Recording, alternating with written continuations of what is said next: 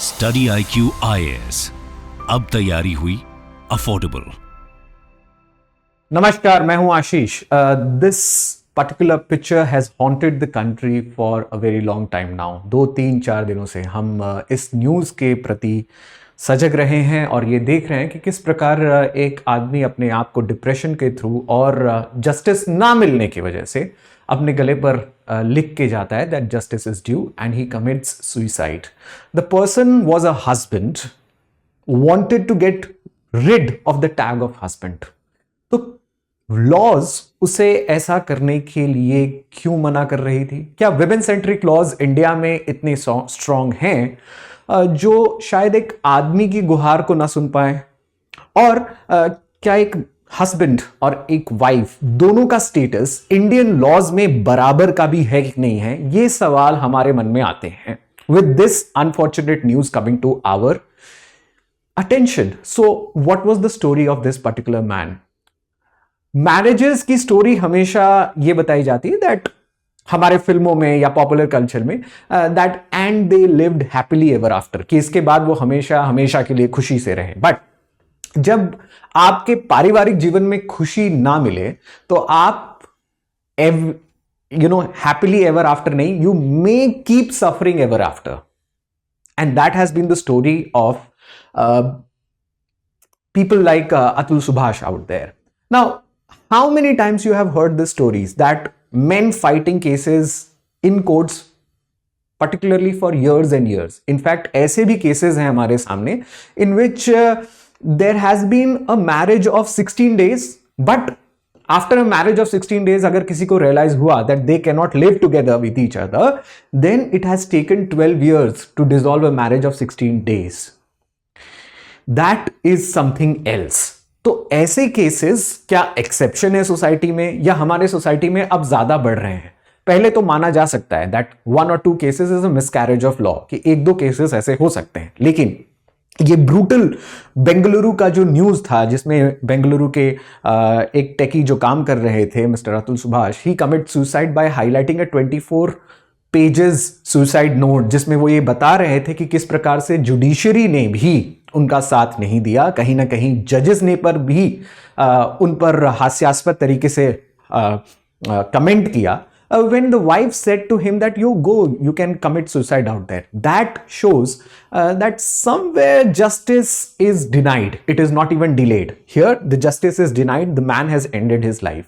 क्या ये बार बार होता है? Is this happening again and again? Problems क्या हैं डिवोर्स केसेस में इंडिया में या डिवोर्स लॉज में इंडिया में? नंबर 1, स्टेट आपको डिवोर्स लेने के लिए प्रेरित नहीं करती है, और ये नॉर्मली हमारे लॉ गिवर्स या लॉ मेकर्स का रवैया रहा है कि भारतीय समाज में शादी एक सैक्रोसेंट रिलेशन रहा है और इसे स्टेट जल्दी रद्द करने के पक्ष में कभी नहीं है।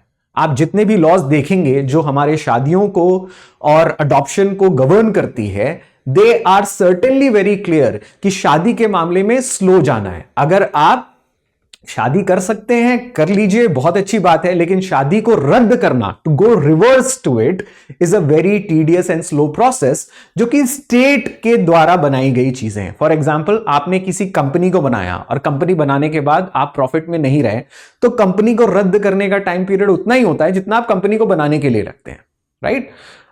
डिसोल्यूशन का प्रोसेस उतना ही होना चाहिए जितना एक रेजोल्यूशन का प्रोसेस हो। फॉर एग्जाम्पल, आपकी सरकार बन गई, तो सरकार बनना 5 साल सरकार चली और सरकार खत्म हो गई, प्रोसेस बनना और तोड़ने का लगभग उतना ही है, सरकार बनने में भी, कंपनीज बनने में भी। लेकिन शादी करना और शादी को डिसॉल्व करना, माफ करिएगा, मैं यहां पर शादी को डिसॉल्व करने के पक्ष में हूं नहीं, लेकिन फिर भी अगर कोई व्यक्ति चाहते हैं कि वो दूसरे व्यक्ति के साथ नहीं रह सकते, देयर हैज बीन इररिकॉन्सिलेबल डिफरेंसेस जिसको वापस ठीक नहीं किया जा सकता, तो स्टेट इसमें आपकी मदद नहीं करेगा। स्टेट ये कोशिश करेगा कि जितना हो सके आपके इस डिसीजन को डिले किया जाए, number 1। Second, contested divorce is equal to impossible divorce in India. अगर आपने डिवोर्स लेने की कोशिश की और मान लीजिए सामने वाले पार्टनर का मन नहीं है, इसमें कोई भी हो सकते हैं, मेल हो सकते हैं या फीमेल हो सकते हैं, अगर उनका मन नहीं है, हस्बैंड हो सकते हैं या वाइफ हो सकते हैं, अगर उनका मन नहीं है, then it is going to be a very tough dream for you. It is going to be a very tough challenge for you. In fact, many lawyers have called it as impossible divorce. कि अगर आपने अपने divorce को contest कर दिया कि जी मैं husband हूं, मेरी वाइफ डिवोर्स लेना चाहती है और मैं नहीं चाहता हूं, तो मैं इसे लंबा खींच सकता हूं, even though if I am a husband and she wants a divorce, या if I am a husband I want a divorce and if she doesn't want a divorce, it is going to be a contested marriage. ज्यादातर lawyers यही बताते हैं कि अगर आप divorce करना चाहें तो एक पन्ने पर आए, म्यूचुअल डिवोर्स ही ठीक माना जा रहा है. एंड इनफैक्ट म्यूचुअल डिवोर्स में आपको बहुत जल्दी प्रोविजंस मिल भी सकते हैं, लेकिन उसमें भी कम से कम आपको 1-1.5 साल लगेगा. इनफैक्ट ज्यादा भी लग सकता है, but at least you see something eight the end of the road. अगर आप कंटेस्ट करते हैं अपने डिवोर्स को तो आपको शायद ही जस्टिस बहुत जल्दी मिल सकता है, या आपका डिवोर्स बहुत जल्दी मिल सकता है. Parties in the contested divorce, जब भी कंटेस्ट होता है वहां पर क्लेम्स और काउंटर क्लेम्स करने लगते हैं. फॉर एग्जाम्पल, जो भी अग्रीव्ड पार्टी हो, हस्बैंड हो या वाइफ हो, वो बहुत क्लेम्स करेंगे. And at that the maximum hearing, जो सबसे प्रॉब्लमेटिक प्रोविजन वो ये है कि मैक्सिमम हियरिंग 1 महीने में एक बार होगा. कभी कभार तो 2 महीने में एक बार हियरिंग होती है. यानी कि आपकी साल में मिनिमम 6 और मैक्सिमम 12 हियरिंग्स हो सकती हैं. इससे ज्यादा आपकी साल में कोई हियरिंग नहीं होगी. And at to tell what, अगर let suppose if I am a husband and I don't decide to come to the courts, then the courts can't give me summon. At least मैं कुछ भी बहाना कर सकता हूं कि सर मैं अपने काम में बिजी हूं, सर मैं अपने घर परिवार में बिजी हूं, sir I am having mental pressure and agony, तो मैं इस डेट को नहीं आ सकता, मुझे दूसरा डेट दे दीजिए. There can be tactics of delay, and that delay is very famous in our judicial system. कि जब भी जज साहब के सामने कोई मैटर आता है और एक पार्टी मौजूद नहीं होते हैं, तो दूसरे पार्टी का केस चल ही नहीं सकता, because both the parties have to be there on the court. Of course that does not happen, and that is where Indian judicial system takes a bad stand. So आपको maximum पूरे साल में 12 sessions मिलेंगे. एक session मुश्किल से आधा घंटे का भी हो सकता है, 15 मिनट का भी हो सकता है. जज साहब 5 मिनट में भी आपको बर्खास्त कर सकते हैं. That does not do any justice, and your years will pass like anything. आपके लिए वो साल है, लेकिन सामने वाले के लिए वो 15 मिनट है, 20 मिनट है. And that can keep on going ever again. So these are one of the basic problems जो डिवोर्स वाले कपल्स फेस करते हैं. ज्यादातर कंटेस्टेड डिवोर्स वाले, म्यूचुअल डिवोर्स वाले नहीं. तो प्रोसेस जो है वही पनिशमेंट हो सकता है. आपका जो न्यायिक प्रक्रिया की प्रोसेस है वही पनिशमेंट बन जाएगी. Now what are the laws जो कि इंडिया में डिवोर्स को या लॉज के इफेक्ट्स क्या हैं जो इंडिया में डिवोर्स को रेगुलेट कर रहे हैं. Now one must understand, because most of your UPSC students who are watching this और you are preparing for examinations in competitive circle, या आप एक जनरल लेमैन हैं, तो भी आपका इन एक्ट से वास्ता जरूर पड़ेगा अपने किसी न किसी जीवन काल में. So you have to see this. Now, Hindu Marriages Act 1955. There is also Special Marriage Act of 1954. Dowry Protection Act 1961 particularly लाया गया है after famous incidents of dowry deaths in India. और Dowry Protection Act is one of the very strong ways through which criminal activity against women was brought down. India में particularly शादी के 3 साल के अंदर बहुत सारी औरतों को जलाया, डिवोर्स के नाम पर खत्म कर दिया जाता था. और ये ज्यादातर इंडिया के रूरल एरियाज में हो रहा था. अर्बनिज्म तभी तक नहीं आया था. डिवोर्स और divorce protection, dowry protection act आप देखेंगे कि हिंदू मैरिज और स्पेशल मैरिज एक्ट के बाद आता है. हिंदू मैरिज एक्ट और स्पेशल मैरिज एक्ट, इसके ऊपर पार्लियामेंट में बहुत गंभीर चर्चाएं हो चुकी हैं, लेकिन उस समय दहेज प्रथा के खिलाफ ज्यादा कुछ सोचा नहीं गया था. So also look at the time in which the act has come. It has come in the time period when we have already seen 2 successive governments, right. So Bharat सरकार या इंडियन कॉन्स्टिट्यूशन भी अपने आप को ढाल रही थी नए नए चैलेंजेस के तौर पर. दहेज प्रथा एक बहुत बड़ा चैलेंज था, और डाउरी प्रोटेक्शन एक्ट को इसका श्रेय देना चाहिए that it has brought down incidences of women being burned. Indian परिवारों में बहुत सारे औरतों को जला दिया जाता था. So that incidence has also come down. But there are other acts जिसका मिसयूज अब हो रहा है. For example domestic violence act. और कैसे मिसयूज हो रहा है that will also come and see. So domestic violence act and all of these acts come together under the laws of marriage and adoption and divorce in India. एक बात और जो सबसे इंपॉर्टेंट है, that under the lists of union, state and concurrent marriages, divorce, ये सारी चीजें concurrent list में जाती है. That means पार्लियामेंट भी इसके ऊपर लॉ बना सकता है, स्टेट गवर्नमेंट्स भी इसके ऊपर लॉ बना सकती हैं, but parliament has taken initiative और ये सारे एक्ट पार्लियामेंट द्वारा पास किए गए हैं, दैट मींस सेंट्रल गवर्नमेंट द्वारा पास किए गए हैं। एंड सेंट्रल गवर्नमेंट द्वारा पास किए जाने का मतलब ये है कि पूरे देश में समान तरीके से ये लागू होता है। इसमें भी एक पेच है दैट अगर पूरे देश में समान तरीके से लागू होता है और हस्बैंड अगर केरला में रह रहा है और वाइफ अगर गुजरात में रह रही है और दोनों के बीच में डिवोर्स होता है, then where should the proceeding go on? There has been many cases जहां पर डिवोर्स के पिटीशंस लड़ने के लिए अगर हस्बैंड केरला का है तो उसे गुजरात जाना पड़ता है, and then he has to sign a counter petition saying that sir मेरे केसेस प्लीज केरला में ले आइए बिकॉज मेरा काम जो है केरला का है और मैं इतने सारे केसेस नहीं लड़ सकता हूं, अगर मैं लड़ूंगा तो मुझे ऑलरेडी इकोनॉमिक प्रॉब्लम्स हो सकती हैं। And then also the courts don't take a stand in favour of the husband but in the favour of wife. तो समय बदलता है, कानून बदलते हैं, एक समय ऐसा होगा जरूर जहां पर औरतों के खिलाफ अत्याचार बहुत हो रहे थे, बट अब मेन के खिलाफ भी ये एक्ट्स यूज किए जा रहे हैं, इसका हमारे पास एविडेंस मिलने लगा है। Now before I come to that how these acts are promoted against men, a very important announcement for people who want to clear prelims, particularly success in prelims. आप सब स्टडी आईक्यू से जुड़े हैं, आप सबको पता है हमारा सक्सेस इन प्रीलिम्स प्रोग्राम सिर्फ आपके प्रीलिम्स के लिए सेंट्रिक है। दैट मींस फॉर 3.5 months आप प्रीलिम्स की पूरी syllabus, test series, current affairs के साथ हमारे साथ स्टडी आईक्यू के ऑनलाइन प्लेटफॉर्म पे करेंगे, and the batches are closing on 13th of December. So these batches are very important, precious batches for you, particularly जब आप prelims की तैयारी करना चाहते हैं तो they are been rolling out provided you use the code ASHLIVE. जैसे ही आप ये कोड यूज करेंगे you will get the batches in this discounted price, otherwise you have to pay more. So don't pay more, please use the code ASHLIVE in order to get the batches for SIP. SIP batch is for only prelims. अगर आप mains, interview और prelims की foundation से तैयारी करना चाहते हैं तो उसके लिए हमारे पास अलग बैचेस है। At the end of the lecture I will make you informed about that. But what are the other ways through which, जैसा कि मैं आने वाला था टॉपिक पे कि ये सारे लॉज मेन के खिलाफ यूज किए जाते हैं। सबसे पहला प्रावधान है क्रुएलिटी टुवर्ड्स विमेन, यानी कि विमेन के खिलाफ क्रुएलिटी। ये सबसे पहले प्रोविजन लगाया जाता है जब भी कंटेस्टेड मैरिज होता है, कि कंटेस्टेड डिवोर्स होता है, कि जब भी डिवोर्स को आप कंटेस्ट कर रहे हैं सबसे पहला ये अटेंशन लाया जाता है जजेस साहब के सामने कि सर विमेन के खिलाफ, वाइफ के खिलाफ क्रुएलिटी हुई है। नाउ आईपीसी पहले था, अब आईपीसी हट चुका है, लेकिन आईपीसी में 498A और 376 ये दोनों ही क्रुएलिटी टुवर्ड्स विमेन के खिलाफ यूज किए जाने वाले प्रावधान थे। 498 में ना जाने कितने लोग सबसे पहले दिन अरेस्ट हुए हैं, husbands, because cruelty towards women का सबसे पहला एजेंडा डाला जाता है कि उन्होंने क्रुएलिटी दिखाई इसलिए डिवोर्स लेना पड़ रहा है या डिवोर्स को कंटेस्ट करना पड़ रहा है। अब भारतीय न्याय संविधा आया है, बीएनएस सिस्टम। बीएनएस सिस्टम में ये है 85 and 86, section 85 and 86।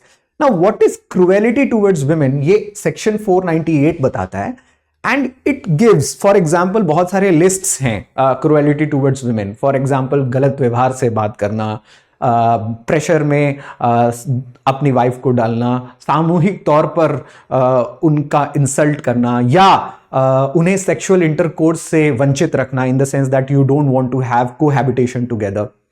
There are so many categories जिसमें सुप्रीम कोर्ट ने डिफाइन किया है कि क्रुएलिटी क्या हो सकती है, ठीक है, और इसमें हस्बैंड और इन लॉज के व्यक्ति शामिल हो सकते हैं। Now the problem is that कि ये लॉज दोनों ही 498 और section 85 and 86 of BNS only defines cruelty towards women only. क्या वाइफ क्रुएलिटी हस्बैंड के ऊपर नहीं कर सकती?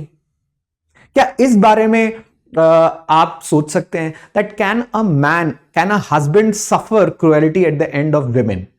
बहुत सारे लोग इस पक्ष में होंगे कि देखिए ऐसा नहीं होता है अमूमन, because women in India follows a patriarchal setup, जहां पर विमेन, औरतें जो हैं वो शादी करके हस्बैंड के घर जाती हैं, and because of that it is hardly not possible कि हस्बैंड के घर पे विमेन उनके खिलाफ क्रुएलिटी कर दे, बिकॉज वहां पर हस्बैंड के और भी परिवार के लोग रह रहे हैं। But times have changed, now main and women, husband and wife live separately also. कई कबार हमारे मॉडर्न समाज में अब ऐसा देखा जा रहा है कि जब शादी होती है तो परिवार या दंपत्ति या कपल ना ही अपने हस्बैंड के घर पे और ना ही अपने वाइफ के घर पे, बल्कि वो इंडिपेंडेंट घर पे लेके रह रहे होते हैं। मान लीजिए वो कहीं गुजरात के हैं और उन्हें जॉब बेंगलुरु में मिली है, या अगर फैमिली महाराष्ट्र की है और उन्हें जॉब दिल्ली में मिला है, so of course they will live separately from their in laws. तो क्या वहां पर men and women are not at the same standing where they can do cruelty to each other? That is not accounted in laws like this. तो जब laws बने थे तब शायद ये प्रथा थी, बट मॉडर्न फैमिलीज क्या सेटअप अब ऐसा है कि विमेन की भी क्रुएलिटी हो सकती है vis men. Now me being from representing the men gender और the men sex, I don't want to sound biased, but it can happen on both the sides. हालांकि क्या ऐसा है, फॉर एग्जाम्पल हमारी ब्यूरो ऑफ रिसर्च ये बताती है, particularly your entire crime syndicate stories, the crime data stories tells us that ज़्यादा से ज़्यादा women के खिलाफ जो cases हुए हैं वो domestic abuse के हुए हैं। If you take around 5 lakh cases which has been filed every year against women crimes, तो उसमें से 37% जो cases हैं, that crime, National Crime Record Bureau says that, NCRB data says this, that out of that 37% related to domestic violence, और domestic violence की category में cruelty to women जरूर ही आता है।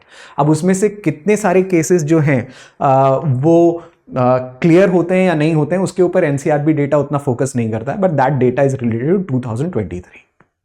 Okay, next, no where the cruelty to be perform by women is mention. तो क्या women perform नहीं कर सकते क्रुएलिटी, इसके बारे में मेंशन नहीं किया गया। That's the first very instance. सबसे इंपॉर्टेंट बात यह है कि 498A के ऊपर सुप्रीम कोर्ट ने अपनी टिप्पणी दी है, और वो ये बताते हैं कि 498 का सबसे पहला मिसयूज होता है whenever there is a marital discord. तो जैसे ही आदमी और औरतों के बीच में या हस्बैंड वाइफ के बीच में मैरिटल डिस्कॉर्ड हुआ और कंटेस्टेड डिवोर्स का केस फाइल हुआ, तो सबसे पहले 498A आता है और इसका मिसयूज हो रहा है।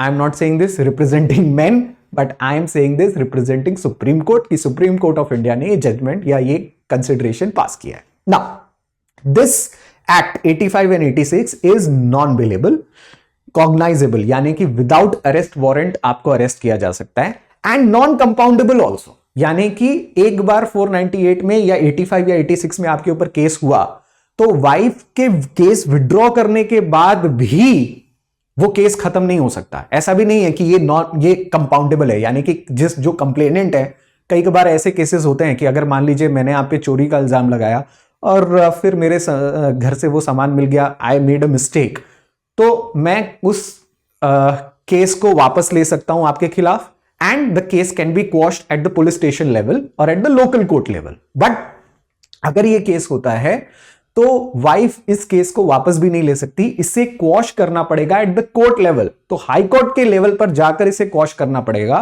कोर्ट डिसाइड करेगी कि हम इस केस को विड्रॉ करें कि ना करें, कंप्लेनेंट भी डिसाइड नहीं कर सकता। Now that makes it even more interesting and a bit biased towards men. Anyways, what is the second ground? The second ground is maintenance to wife. दोनों ही चीजें देखी गई हैं अतुल सुभाष केस में। क्रुएलिटी टुवर्ड्स वुमेन को भी यूज किया गया था और मेंटेनेंस टू वाइफ को भी यूज किया था। वाइफ बहुत ज्यादा मेंटेनेंस मान रही थी। ये बताया जा रहा है कि उनकी सैलरी अराउंड 85-90,000 थी और उनमें से ज्यादातर क्रक्स जा रहा था उनकी वाइफ को।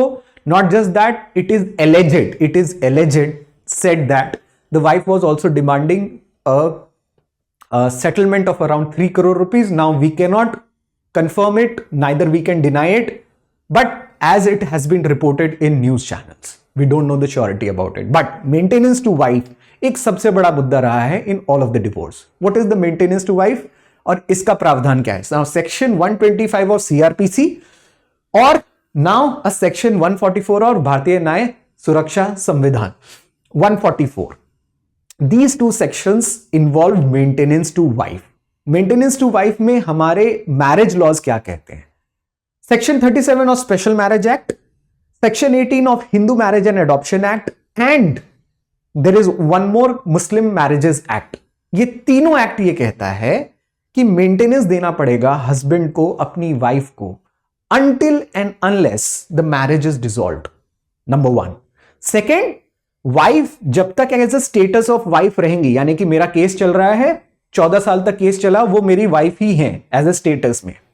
14 साल बाद जब कोर्ट अनाउंस कर देगी कि ठीक है आपके बीच में डिवोर्स सेटल हो गया, so I am now single, she is also single, लेकिन तब तक मुझे उन्हें मेंटेनेंस देना है। और कब तक देना है? when she has declared that she was dependent on me for her upkeep, यानी कि उनके मेंटेनेंस के लिए वो खुद अपना परिवार नहीं देख पा रही हैं, या she is incapable of doing that, and there are various ways to show that one is incapable, तो मुझे तब तक उन्हें या उनका खर्चा निर्वहन करना है, उठाना है। That has been one of the chief problems that Mr. Atul Subhash highlighted in his 24-page suicide case, which he says that you have to pay to your enemy. He keeps on saying on the record, हालांकि मैं आपको प्रेरित नहीं करूंगा कि उनके last video message को आप देखें। This sounds a bit depressing to watch, but it should come to you that उनका चीफ कंप्लेंट यही था कि वो अपने enemy, he called his legal wife and the wife who was going under jurisdiction as his enemy, तो वो कह रहे थे कि एनिमी को मुझे पैसा देना है। Howsoever you should not use such harsh words, but फिर भी ये बात जायज कहीं ठहरती है कि जिसके खिलाफ आप केस लड़ रहे हो, आप जानते हो कि आपको उनको मेंटेनेंस भी देना है, और वो मेंटेनेंस यूज किया जाएगा आप ही के खिलाफ। If she is working, what about that? वो अपना खर्चा अगर खुद उठा सकते हैं तो व्हाट अबाउट दैट? उसके बारे में कोर्ट निर्णय लेता है। उसके बारे में एक आम प्रावधान या धारणा रहती है that again wife has left her family, she has relocated somewhere, तो obviously she depends on her husband, and hence शादी में भी उनका बहुत खर्चा हुआ होगा वाइफ की तरफ से। This is a normal patriarchal concept in India कि वाइफ के फैमिलीज शादी करवाते हैं, शादी का खर्चा उठवाते हैं। हालांकि आजकल हम देख रहे हैं कि that both the sides spend on marriages, but talking about lavish marriages around the town, कि आप जब जानते हैं कि शादियों में कितना खर्चा हो रहा है, ये बताना बड़ा ही सिंपल है कोर्ट में कि वाइफ की तरफ से या वाइफ की फैमिली की तरफ से कितना ज्यादा खर्चा किया गया। और ज्यादातर हमारे पैट्रियार्कल समाज में ये एक मान्यता प्राप्त चीज है that you have to spend for your daughter's marriages. But what about a daughter's divorce? Who spends in the daughter's divorce, और who spends on a women's divorce? That is very simple, the man spends it. Okay, what's the next ground? The next ground is the burden of proof. ज्यादातर Indian courts में यह देखा गया है कि अगर आपके ऊपर कोई इल्जाम लगाया जाए, अगर आप एक्यूज्ड हैं, तो एक्यूज्ड को बर्डन ऑफ प्रूफ नहीं होता। फॉर एग्जाम्पल, अगर मैंने आपको एलेज किया कि सर आपने एक मर्डर कमिट किया है, नाउ आप कोर्ट में शामिल रहेंगे, कोर्ट में खड़ा रहेंगे एज एन एक्यूज्ड, और प्रोसिक्यूशन जो आप पर ये इल्जाम लगा रहा है उसके ऊपर ये बर्डन रहेगा कि आप प्रूफ करिए। आपको ये बर्डन नहीं है कि सर मैंने मर्डर नहीं किया है, आप इसके लिए कोई प्रूफ मत दीजिए, इट्स ऑल ओके। बट उन्हें प्रूफ देना है जिसने आप पर इल्जाम लगाया कि सर इन्होंने मर्डर किया है, उनको प्रूफ देना है कि सर इनके घर से चाकू मिला, इनके घर से गन मिला, ये मौका वारदात पर पाए गए, and he is the number one enemy of the victim out there, and so forth. तो वकील साहब इसी बात का पैसा लेते हैं कि जिसके ऊपर इल्जाम लगाया गया है उसके ऊपर मैं इल्जाम सिद्ध करूं। The burden of proof is not on the person who is alleged, the burden of proof is on the prosecution. यहां पर उल्टा है। For example, there are certain sections, for example section 375 of IPC and 63 उसी का जो section है BNS का 63 का, ये दोनों बताता है about the concept of unnatural sex. Now अगर वाइफ, हालांकि ये सीआरपीसी में जोड़ा गया था, अब आईपीसी 63 इसके लिए जेंडर न्यूट्रल हो गया है। पहले सीआरपीसी ये बताता था कि सिर्फ अननेचुरल सेक्स में या अननेचुरल कोहैबिटेशन में हस्बैंड ही हैं जो ये क्राइम कमिट कर सकते हैं। तो ऐसे में ज्यादातर परपिट्रेटर्स, यानी कि रेप का एक कंसेप्ट, अननेचुरल सेक्स का एक कंसेप्ट हस्बैंड पे जाता था। हालांकि आईपीसी बीएनएस की जब प्रावधान आई है 63, तो ये जेंडर न्यूट्रल बता दिया गया है, so that now the law recognises that both men and women can be at the receiving end of unnatural sex, कि गलत मेन और वुमेन दोनों के साथ हो सकता है। बट लेट सपोज अगर आप हस्बैंड हैं और आप पर ये इल्जाम लगाया गया है, तो आप ही को कोर्ट में बताना पड़ेगा कि जी जज साहब ऐसा नहीं है, I have not committed that act. So burden of proof lies on you. It does not lies on prosecution. So mostly this is also one of the provisions जहां पर men ही घेरे जा रहे हैं. हालांकि BNS has now made it as gender neutral. तो हो सकता है हस्बैंड भी इसके बारे में कंप्लेन कर दे वाइफ के खिलाफ. That can be also done and possible, but that is not the norm. ज्यादातर समाज में ऐसा नहीं देखा गया है. ज्यादातर समाज में rape as a provision women के ऊपर होते हुए अत्याचार के फॉर्म पे ही देखा गया है. Men are still not seen as a victim who can be raped. Although I am not saying that this happens in Indian marriages. Indian marriages के कंसेप्ट में बहुत सारे लॉयर्स या थिंकर्स का मानना यह है कि हमारे यहां पर तो फिर भी मैरिटल रेप्स के कंसेप्ट नहीं है. अगर मैरिटल रेप के कंसेप्ट आते हैं या मैरिटल रेप का प्रावधान आता है कि मैरिजेस में भी क्या रेप हो सकता है, तो उनका यह मानना है या थिंकर्स का यह मानना है कि बहुत सारी शादियां होंगी जो खत्म हो सकती हैं. क्या ऐसा नहीं होता कि इंडिया में मैरिटल रेप्स नहीं होते हैं? जरूर होते होंगे. And definitely there have been concerts and there have been dialogues जहां पर मेन एंड वुमेन के रिलेशन इतने खराब हो जाते हैं कि आप एक दूसरे के साथ कोहैबिट या कोएटिशन नहीं करना चाहते या एक साथ नहीं रहना चाहते मैरिज के लॉज के अंदर. In that ways can the law interfere and interfere so much that it comes within your bedroom. And then whose word should be taken? किसका वर्ड लिया जाएगा? इसके ऊपर क्या टेस्ट किए जाएंगे? क्या इसके ऊपर कोई मान लीजिए टेस्ट्स किए जा सकते हैं या इसके ऊपर कोई पॉइंट ऑफ एविडेंस लिया जा सकता है? अगर लिया जाएगा तो कैसे लिया जाएगा? कौन से कंट्रीज में मैरिटल रेप्स के नियम हैं और वहां पर अगर हैं तो इसका इफेक्ट डिवोर्स पर क्या पड़ता है या फैमिलीज पर क्या पड़ता है? इसके ऊपर गहन चर्चा से स्टडी होनी चाहिए.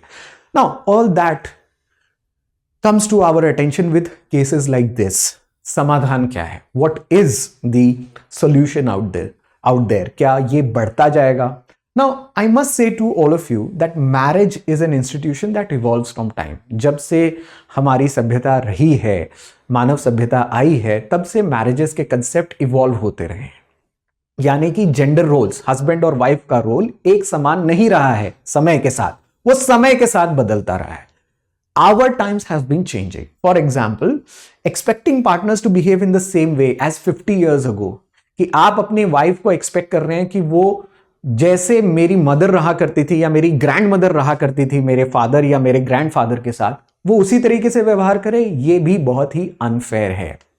Eight the same point of time gender roles भी रिवर्स हो चुके हैं.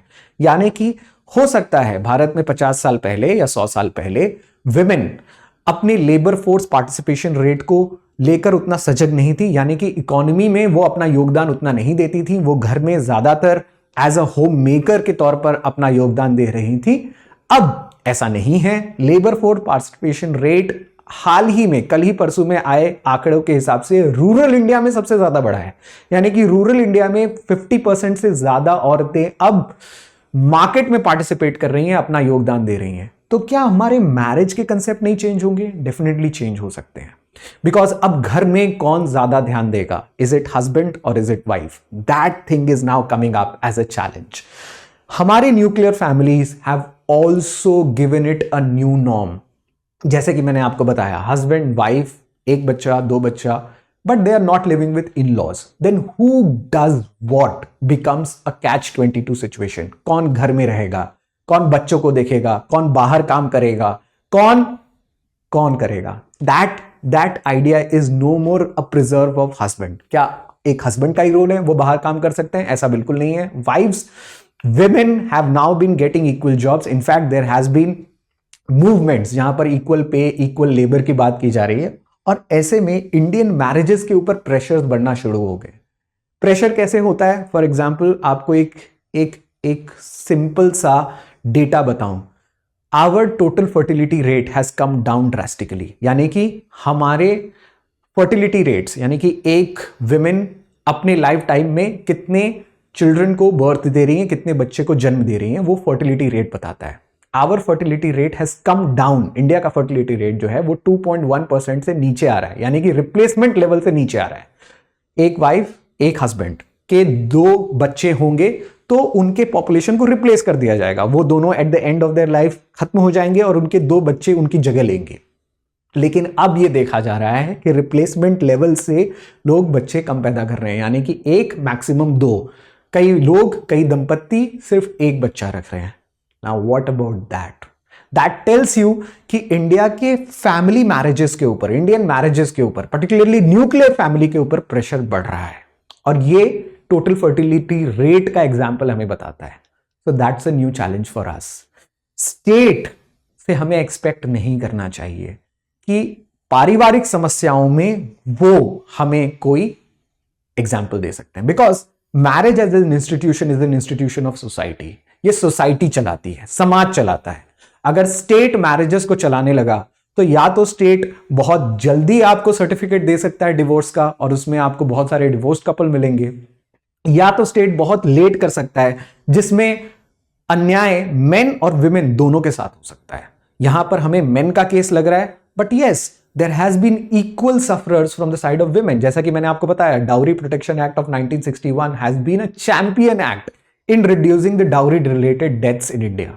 बट ऐसे भी एक्ट हैं जिसमें अगर विमेन को कुछ हो जाए विद इन 3 years तो यह माना जाता है कि ज्यादातर उनका मैरिजेस रिलेटेड डिस्कॉर्ड होगा, और ऐसे में बहुत सारे हस्बैंड के फैमिली जो इनोसेंट भी हो सकते हैं वो चपेटे में आ जाते हैं लॉ के, and that is something to be pondered of. But as I told you, the answer will not come from the state. हमारी सरकारें, हमारे लॉज, हमारे कोर्ट्स इसका आंसर दें। इससे पहले ये धर्म बनता है, ये काम बनता है हमारे समाज का, परिवारों का, जो जेंडर रोल्स को समझें, अपने बहुओं को, अपने बेटों को एक इंडिपेंडेंट जीवन देने में सक्षम रहें, at the same point of time to have a helping hand towards a new evolving marriage in society. I hope that you can understand these points and you have more to add to it. So I would request you to join the Telegram channel and give me suggestions of any other topic, या इससे जुड़ी हुई आपके ऊपर कोई suggestion हो, so you can also share it with me. जैसे कि मैंने आपको बताया, हमारे लॉन्ग टर्म बैचेस भी हैं. So long term batches are also starting from 17th of December. This is the P2I Foundation batch, यानी कि prelims to interview, prelims, mains और इंटरव्यू तीनों की तैयारी, मेंस की तैयारी ऑफलाइन मोड में. जैसे ही आप प्रीलिम्स क्लियर करते हैं, so will call you for offline at this price only, provided you use the code ASHLIVE. When you use the code ASHLIVE, you get the maximum discounted price for all the courses in Study IQ, judiciary हो, PCS examinations हो, UPSC हो, SIP हो, P2I हो, long term हो, आप सारे courses को log in कर सकते हैं by using the code ASHLIVE. This gets you the maximum discount out there. See you in the classes. I particularly take history and ethics, और मैं कोशिश करूंगा कि आपसे क्लास में इसी तरीके से वार्तालाप होके ये सारे टॉपिक्स डिस्कस किए जाए. Thank you for watching this. Study IQ IAS, अब तैयारी हुई अफोर्डेबल.